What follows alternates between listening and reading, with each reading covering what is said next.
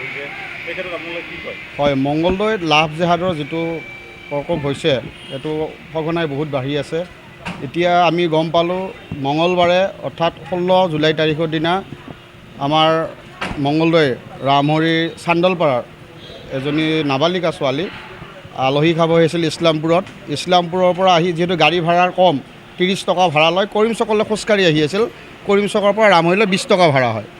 30 টকা পইচা আছিল, 20 টকা ভাড়াৰে যাব, 10 টকা ঘৰলৈ ভাগিনলৈ কিবা লৈ যাম বুলি পইচাৰ বছৰৰ আশাৰে কৰিম চকলৈ আহি থকা অৱস্থাত ইছলামপুৰৰ ঠিক দলঙৰ সমীপত চাৰ্জেল আলী নামৰ যিটো আমাৰ গা ধোৱা চাপৰি বুলি কওঁ, তাৰ চাৰ্জেল আলী নামৰ ল'ৰাজনে ছোৱালীজনীক উঠাই লৈ যায়।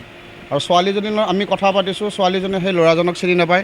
ল'ৰাজনৰ লগত আমি কথা পাতিছোঁ যে ল'ৰাজনে ছোৱালীজনী চিনি নাপাওঁ বুলি কৈছে। কথা হ'ল এতিয়া এনেকুৱা ধৰণৰ কথা হৈছে, ছোৱালীজনীয়ে ল'ৰাটো চিনি নাপায়, ল'ৰাজনেও ছোৱালীজনী চিনি নাপায়। এইজনী ছোৱালীক কিডনেপ কৰিছে আৰু কিডনেপ কৰি আমি গম পোৱা মতে ল'ৰাজনে তাৰ বায়েক নে ভিনীয়েকৰ ঘৰত এক ৰাতি ৰাখিছে।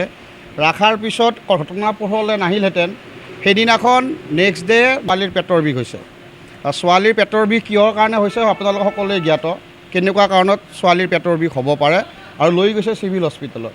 তাতে যোৱাৰ পিছত আমি শুনা পোৱা মতে পুলিচৰে মানুহ কোনোবাই দেখা পোৱাৰ পিছত সুধিলে, ছোৱালীজনী যিহেতু অকণমান কমকৈ জানে, জ্ঞান কম, তাৰপাছত কোৱাৰ পিছত আমি এবনৰ্মেল বুলিও নকওঁ, ঠিক কম জ্ঞানৰ, সোধা পোছা কৰাৰ পিছত এনেকুৱাকৈ ঘটনাটো তেখেতে বিৱৰি ক'লে।